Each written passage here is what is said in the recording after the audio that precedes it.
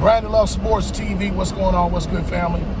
Shout out to the LDBC Lions Den basketball community. I want to do this video about Phil Jackson and his legacy. And to me, the defining moment of Phil Jackson, what makes him the greatest coach of all time, as much as I love his tenure with the Chicago Bulls, and I'm not just saying this as a biased Laker fan. And at the time, I'm Michael Jordan's greatest.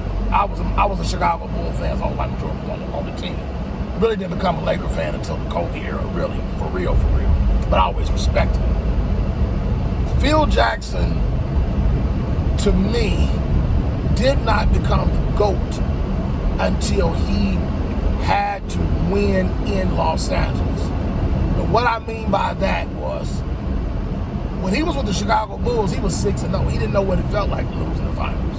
Now, he knew what it felt like to lose in the conference finals, but he didn't know what it felt like to lose in the finals. Phil was at a perfect record until he got to Los Angeles.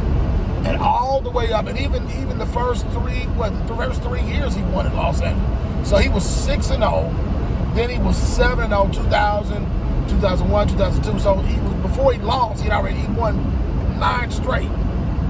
That was a stellar record.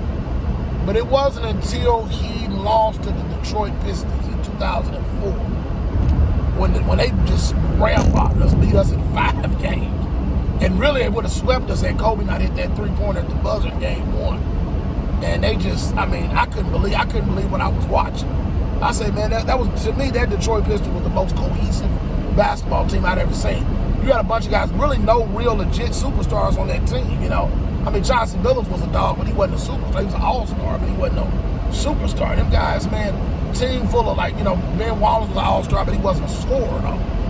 They beat us with defense, literally. And that was a hard defeat to take as a Lakers fan. But you know what? Phil Jackson took that loss like a G. He took it on the chin. And what's crazy about it is actually Phil Jackson lost 2 finals in a row. Because the next time the Lakers went back to the finals, they lost again. Because Phil Jackson left after that. After we lost to the Pistons, he was gone after that. And then he came back in 2008, 9, something like that, 7, 8, somewhere in. And we still lost. Like, he lost again to the Boston Celtics in 6 games, when they beat us in 6 games. And then it wasn't until then the Lakers won it again in 2009. Then he went back-to-back, 2009, 2010. To me, that was when Phil Jackson knew what it felt like to suffer defeat, just like Kobe. That's what made Kobe's legacy. I think when Phil Jackson and Kobe Bryant's legacy was both in cemented at the same time, in my personal opinion, because they both had to suffer defeat for the first time, and they both took it on the chin. And that's when they built their legacy, when they showed the world that yes, we may lose, but we can bounce back and make this thing right. And they came back, and they took the loss, and they came back, and they shocked the world. They put the whole world on notice and said, look, the Los Angeles Lakers, we're here to stay. And that's what cemented Phil Jackson's legacy, to me, why I think he's the greatest NBA coach of all time. It wasn't all the wins, the 9 straight. It was after he won 9 straight, when he went 9-2, had lost in 2 back-to-back finals, and he came back and won 2 more, and that cemented his legacy. All right, y'all, this your boy Brandon Love Sports TV.